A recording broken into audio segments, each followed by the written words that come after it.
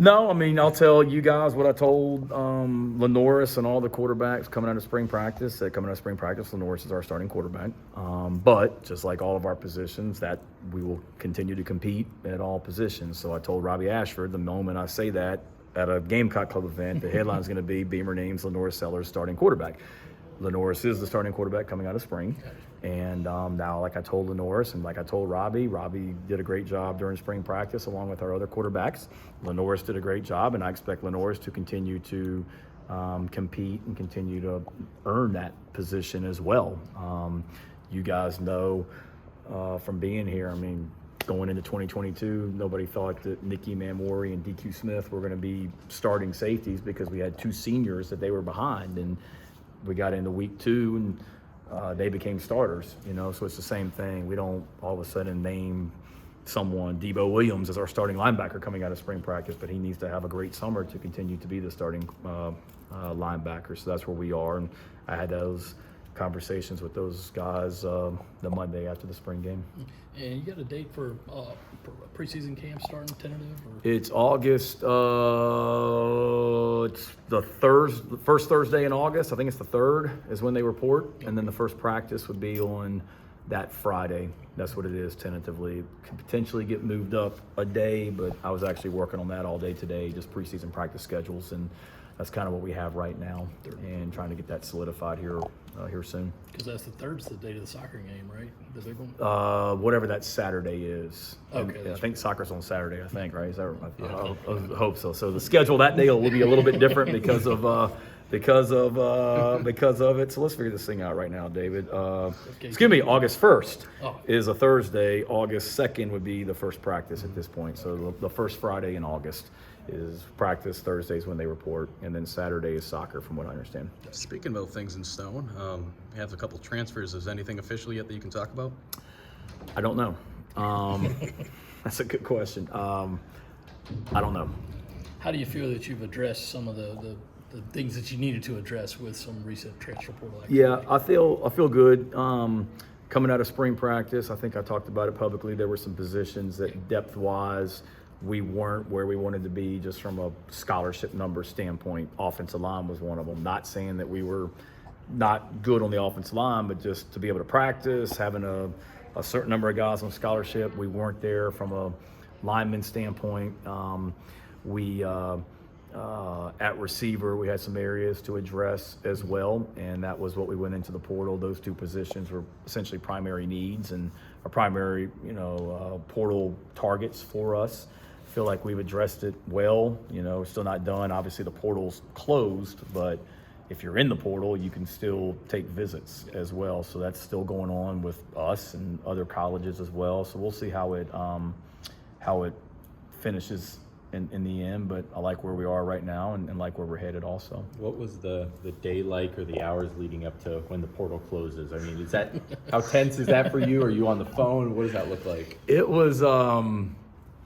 It was intense, but it wasn't like we had all these conversations going up until 11:59 p.m. I told my wife over that weekend, I'm like, it's eerily quiet, like too quiet in some ways, but it was great. And actually, when everything closed, or during the last couple of days, was when I was in Georgia for that golf event with some other head coaches from across the country. So I think we were all in the same boat. We're all sitting here in a hotel ballroom raising money for charity, but we're all worried about the same things. And even some of that, I wonder if he's trying to take one of my guys and all that as well. So we were all together. A lot of us were on that trip, and it was good. A lot of that I think was done. Credit our players. A lot of that I won't say was done, but we had some great, healthy conversations back in January when guys decided to come back for another year. We had, you guys know, I told you when I saw some of y'all in Columbia that, and I talked about it after the game, the number of individual meetings I had. So I had some healthy conversations with 100, however many players, 10 players after spring practice, and we addressed some things. But it was great. It's a credit to the players in our program and what we're doing as a program. It wasn't like I had hard conversations where guys were making demands and things like that. Like always, we were honest with people about where they stood, and our guys believe in what we're doing. And they've been overall, the team's been a really hungry, driven group since January, and spring practice was just, the culmination of one part of it. Now they're eager to attack the summer, and I see that with a lot of guys that are still in Columbia right now, and they don't have to be. They're just, they're in the building and working out and eager to get going for summer school next month. Yeah, I'm sorry if you've already addressed this, but how many guys are staying around thereabouts in May on campus? I'd say right now, a lot of our offensive linemen are here. I think most of the offensive linemen have stayed. Rashawn Lee got his wisdom teeth out today, so I did that in college too. So I think he went back to Virginia to have that procedure when it was done to recover from that. But the bulk of our offensive line is here. I know I saw Luke Doty was in the weight room this morning as well. So total, if we're going to have 120 players on the team right now, I'd say, a fifth of the team is there right now. But I want them to be able to get away too in the month of May. It's a long summer. It's a long season. I want them to be able to kind of get away mentally and physically, catch their breath. But most of our guys, if they are at home, they're working out regularly.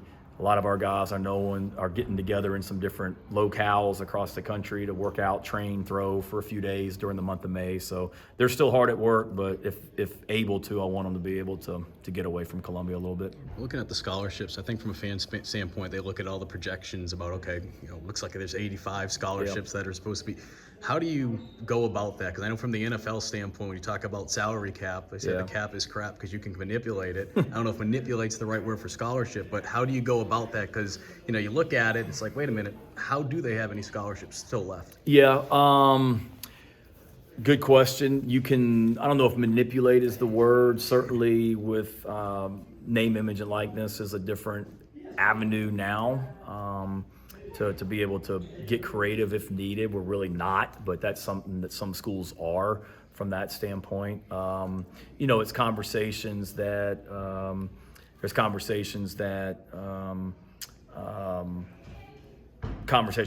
we've had with guys as well. There's the rule that if you've graduated, you can still go in the portal if you're a graduate. So there may be a situation with that transpires as well. So we're very healthy from a scholarship number standpoint right now, always trying to be creative, but we're capped by the scholarship roster number, but we're also capped by the overall roster number, meaning scholarships and walk-ons also. So that's a number that we're trying to balance also, that all that stuff will sort itself out before we start practice in August.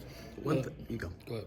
One thing I've noticed is, and I could be off with a number, I think it's like 5 or 6 number of players offensively that have been here at least 3 years. Mm-hmm. And I bring that up because obviously the transfer portal is something that you guys have took advantage of, and it's something throughout college football. Mm-hmm. You guys have continued to go in the, recruit from a high school standpoint, but do you feel like the portal, from a trend standpoint, that is something that could continue to go the way for you guys? Like that's something you focus more on?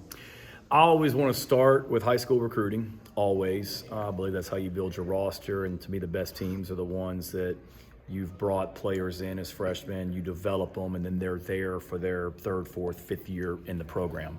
You look at some of those guys you're referring to, Rashawn Lee, Ja'Kai Moore, Luke Doty, Tonka Hemingway, Boogie Huntley, TJ Sanders is going into his 4th year in the program. Nicky Manwari, DQ, their 3rd. O'Donnell Fortune, I guess his 4th. So I talk about it at these events. We've got, I think, 12 players that have been here since 2020, which is really pretty cool, in the portal era. So I always want to start with high school recruiting. I'd love to be able to sign 25 guys a year. You keep them for 4 years and you develop your roster that way. Those guys get to be juniors and seniors. They're older guys and they've been around your program for a while. I don't know if that's as sustainable here as maybe it is at other schools because of, frankly, the size of the state. There's not as many SEC football players coming out of South Carolina every single year than there are Texas, California, Florida, those type places. So you've got to be creative. I don't ever want to say, okay, we're going to sign 20 portal guys a year and that's how we're going to build our roster. I just think it's hard to build a team year to year and sustain it year to year doing that. But we certainly want to be able to have the bulk of our class come from the high school ranks and then being able to supplement it year to year from the portal, whether it be with a Spencer Rattler or the guys at Nick Gargiulo and some of the great guys that we've brought in that we've had success with that we've brought in from the transfer portal. So we'll always utilize it. It's when those guys fit what we're about on and off the field, and they're looking for what we're offering from an opportunity standpoint. But high school recruiting, we haven't put any less importance on that. Our coaches are out recruiting right now and are attacking it, harder than we ever have. SEC spring meetings are coming up. I'm sure there's a lot on the docket, but 2025 schedule, at least opponents have been set. So when you guys start having that conversation about the 9 conference games, 8 conference games, I'm just kind of curious, what's the individual voices like in the room? Do you guys all get to go up and say what you think, or is it just we're going to put this to a group vote, who's in, who's out? I mean, how does that work during that meeting? Yeah, If you could say. no, absolutely. It's those meetings will be interesting because it seems like every time we meet in person, every however many months. So the last time we had an in-person meeting was February. So from February until May, and then from May until February, it's like so much changes between those months. In our last meeting in February in Birmingham, we weren't discussing revenue sharing in college athletics, and I know there's a lot of chatter about that. So, I mean, it's just amazing how much changes from meeting to meeting. Honestly, from a schedule standpoint, I'm not trying to dodge the question, David. It's probably a better question for Coach Tanner. Sure. We don't have a whole lot of say in it. Now, I have my conversations with Coach Tanner where he knows how I feel, and we talk about stuff and things like that where he can voice that. But really for us in the head coaches meetings, most of the discussions are about, officiating, rule changes, recruiting calendar. That's where we really have a voice, is the recruiting calendar, things that we want to see done from year to year. Those are probably the bulk of our conversations. Very little from a scheduling standpoint. Somebody may voice an opinion, but there's not okay, let's take a vote as far as whether you want 8 or 9 games. That's more the presidents and the ADs, but Dr. Amaritas and Coach Tanner talking to me maybe prior to their meetings. They get more of the work done in the AD and presidents meetings. The coaches are more recruiting calendar and camps and things like that we deal with on a day-to-day basis. So you're saying robot officials will be coming next year? Yeah, I don't know about that. Who knows? That's something that maybe has changed from February to March. In February in Birmingham, that wasn't a discussion. The transfer portal, it seems like there's a lot of times where a school will grab 2 or more guys from a different school. How is there a thing where, sometimes you can recruit 2 guys at once, and in the transfer portal era, are there guys who transfer who then, call their buddy who's also in the portal? Have you noticed that more in the transfer portal versus high school recruiting? Great question. I wouldn't say necessarily more, but maybe more immediate. I mean, you look at high school prospects that we've, brought in, whether it be, I can't name some of them, but somebody that the Kilgores. Jalen Kilgore comes in, great article, by the way. Jalen Kilgore comes in and has a really good first-year experience with us.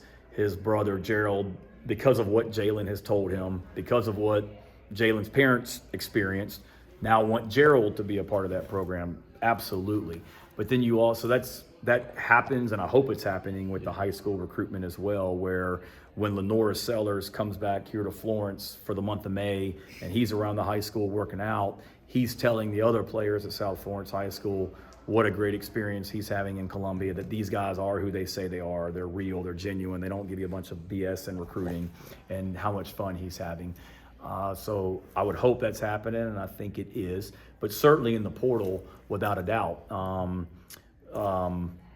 I don't whether I can comment on him or not. Hypothetically, there may be a Florida State receiver that would be joining our program. Well, Gilbert Edmond told him about, here's the experience you had in Tallahassee, good or bad, but here's what it's like in Columbia. He and Gilbert are from the same area in Florida, so that certainly helps. We have 4 players on our team that came from Pittsburgh last season. It wasn't like we went and said, let's get all 4 of these guys. It all kind of just happened. Two of them were from the state of South Carolina, and at least from my dealings with them during the process, it was really, they were all individual situations. It wasn't, hey, we're going to get DeAndre Jules and he's really good buddies with Bengali Kamara and we're going to get them both. It really kind of just happened. But I would imagine that whoever came first on a visit, Jules told Bengali what a good experience was and things like that. So I think so. I think you hear that more, and I get it.